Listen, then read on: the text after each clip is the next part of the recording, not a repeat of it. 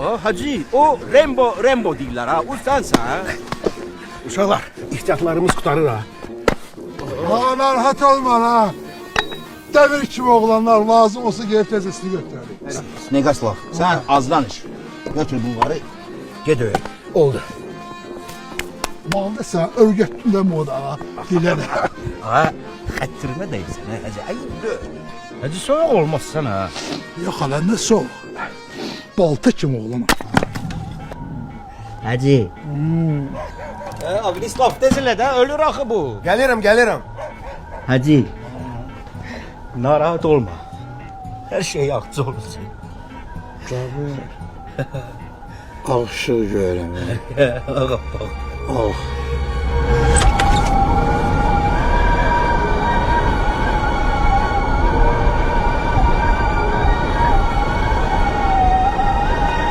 Hacı.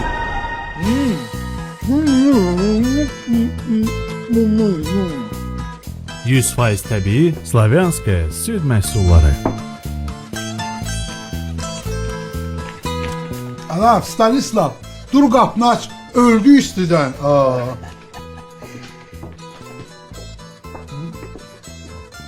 Ha, sen de laf yağ kimi eridin he. Adam eriyer mi?